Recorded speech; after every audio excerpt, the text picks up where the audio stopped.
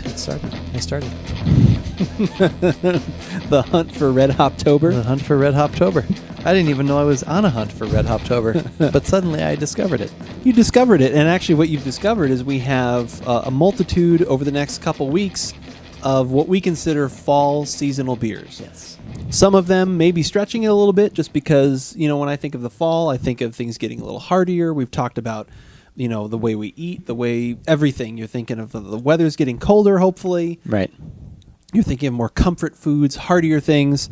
So that's kind of the category we've put several of these beers into. But this one actually is a seasonal for the fall, and that's why we will kick it off with that. And that's what we've got for this Give It a Shot. I'm Andrew. And I'm Keith, and we are AboutBeverages.com. And the beverage we're about today is the seasonal release from New Belgium. Overall, a brewery we're pretty big fans of. A couple things they don't like. We haven't been as huge of fans of, but big fans. Overall, well, we're not big fans. No, I'm just kidding. I don't know. I like New Belgium. I like that we like their sour, and yeah, that's I've true. liked their shift. You haven't tried that's that yet. That's true. Yeah, I have but there not have had been some that yet. IPAs that we haven't been so crazy about. No. But we do like that they continually will try new things and push some boundaries. So anyways, this is their fall seasonal release. It's called Red Hoptober. A few years ago, we tried their fall seasonal release, which was called Hoptober Fest, I believe. Right. And we thought it was okay, just misplaced seasonally because we thought it was kind of It was kind of strange because it was on the lighter side. Yeah. And at least where we are always usually at, and I think a lot of people are, when you're getting seasonal and you're coming out with these kind of new seasonal beers, usually they are, appropriate, and that one just seemed a little strange. And give them credit because obviously they're not still doing it. They've changed from that. Now it could just be that they just figured it was time for a change, or it could be that they were like, well, you know what, that was a kind of a cute name, but we've come up with a more, hopefully more appropriate name for a style of beer for this type of season. But do you think it's actually possible they watched our podcast? Anything is possible. And said, hey, those guys are right. Not so much. Anything is possible. But this year they didn't come out with the Mighty Arrow. If they'd watched our podcast, they'd know how much we liked the Mighty Arrow. The Mighty Arrow is delicious as a seasonal. But like I said, they're always trying new things, doing new things. So anyways, this is their Red Hoptober. All right. And what is this fall seasonal? $7.99, $8.99? I got it for $7.99. Okay. Total wine.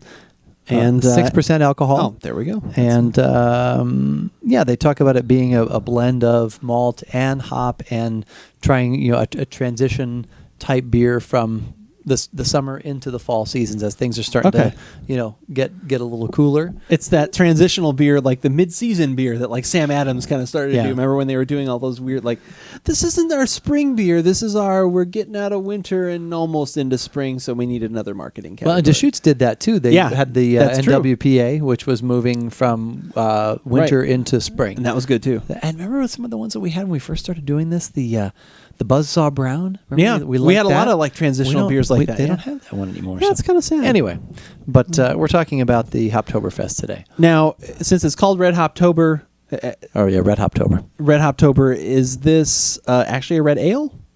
Do you know? Or is it more along the lines of ale? What are they? It's an ale. Okay. Yeah, I believe it just says Red Hoptober ale. Like an Irish red or like a red something. I wonder if it's going to be like, when you're talking about the balance of the malts, I wonder if they'll go with that color-wise. I have not had this. Have you actually had one of these? Well, let me just say that I bought a 6-pack. Okay.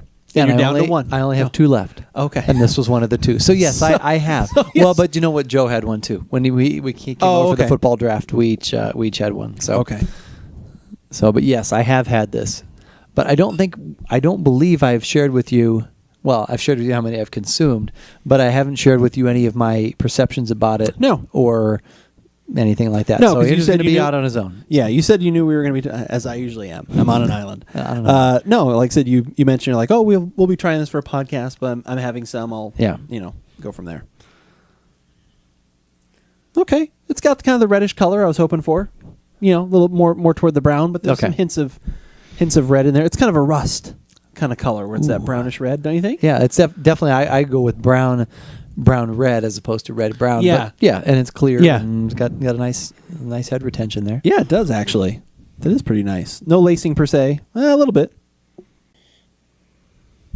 Wow, nice aggressive use of the hops. That's pretty good. Yeah, the that hops are nice. there. A piney type hop. Yeah, definitely. Yeah, definitely very Yeah. piney. So nice and seasonal there. Piney, savory. There's some kind of Definitely piney. Wow, yeah. basil, some oregano, like those kinds of savory things in there as well. But yeah, definitely pine coming through. That's really nice. Maybe a little bit of citrus at the back end. The malt's really taken a back seat to all this, which is nice. There's a little bit of malt underneath, but yeah, it's definitely not malt forward. No. That's no nice. MF. Wow. Malt forward. I really like the aroma on this. That smells really good. Will I like the taste? I don't know. All right, we'll Let's find out. Actually, I know how you feel about some of the new Belgians we tried lately, so maybe you won't. I'm not sure. I'm still thinking. There's like an initial the malts kind of take away from the hops or something. There's like a musty something going on in there, like a. Oh gosh, hold on. Let me try and describe this. But there's like a musty, dusty something to this. It's not It's from what I got from the hops. I thought it was going to be like more refreshing and but a little bit heavy. Whereas this just seems really heavy and a little bit bitter. I'm not getting as much of the herbaceousness and the pine as much as I thought. Maybe there's a little bit at the back, so that's kind of the hop is definitely different. more present in the aroma. But what I enjoy about this, or what I'm enjoying right now about this, is that the malt, it's not that heavier sweet malt. No, it's more in the aroma, more the retronasal upper palate malt that I like that because it's not on the tongue. It's more of a flash, and it's there. The hop isn't there as much. The hop is more about the bittering. Maybe that's what I'm really talking about, is like that bitterness really comes through. It's not just prevalent at the back. It's coming almost more forward enough with the bitterness. And it's not giving off a lot of flavor. It's more of that feeling of the bitterness. Right. And it's kind of settling at the back of my tongue, a little bit towards the front. And that's kind of what I'm getting a lot of. And that's kind of, keeping the malt up. So, yeah, definitely a little bit lighter on that end. But then the hops just aren't. The flavor isn't there. The aromatic part, the finish kind of is a little bit of a letdown. I like the front part of it, but it really just kind of, I don't know, it seems to kind of get stale or something at the end. I'm not sure quite how to describe that, but does any of that resonate at all with, I know you're obviously already liking this more than I do, but which is fine, but like I said, I liked it because, like I said, to me, thinking of a beer as it is getting colder, one that I'm not looking for necessarily as much like thirst quenching refreshment from just something. No, and I didn't want that at all. I kind of liked the way the flavors play. This tastes a little different to me, but once again, it's funny how even though when I have one at home, I'll pour it, taste it, and analyze it to some extent. I'm not doing it in depth the way we do here, unless you're doing it on the drink database. Because then you go the whole way. But the drink database you go the whole 9 yards. The drink database is more of a collection of things. It's not, even those tasting notes are nowhere near as detailed as what we get into here. That's true. It's more of just a running dialogue of, hey, yeah, I've had that, and here's what I thought about it. But to me, I like it. There must be something with the New Belgiums lately where you and I disconnect, because I haven't disliked them as much as you have. Yeah, I don't think this one is. Well, honestly, if I'm being honest, there is some flavor in here, and it could be a hop that they use or something like that just tastes like musty is the best word I can think of. Musty, like I said, maybe it's just that bitter coming through more. Which, since there's no aromatic to it or floral or whatever, it's kind of weird. It's very kind of off-putting. I'm not sure what it is, because I like the rest of it. Like, I like the body in it, I think is nice. I think it is definitely a step forward from the Hoptober Fest that they did, because it is a little bit more seasonal, so I like that. But there's something about the great aromas that they had just are not transferring into the taste for me, and that's kind of like I said, that's always an initial letdown, and then just because there seems to be a disconnect, and I'm not sure. It is weird how it is so aroma-wise, so hop prevalent, but yet when you taste it, it's not. Yeah, it's high malt notes and just the bitter from the hop, and none of the really, because I just smelled it again. And yeah, those hop aromas are there, but the taste is not. So does that mean then that maybe they threw their hops in at the end or at the beginning, or we were talking about this before off camera? That's initially from a very layman's point of view, from what we've been reading lately and things like I've been reading, is that to me that's almost what it would say, is that they had a lot of bittering, and then that they threw in a lot at the end for aromatic, and they left out the flavored middle, or at least that blended in so much that it didn't really come through. Okay.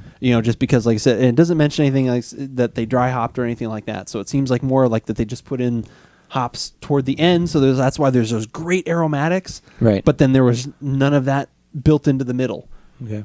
Or if they did have some of that, the malt kind of took over that, and then that balance just kind of, for me, gets out of it. Like I said, you like it, like I said, which is fine, like I said, and I think it's better than the Hoptoberfest, but it's still just kind of, there's something about it, like I said, and I'm restating the same thing, but right. Yeah.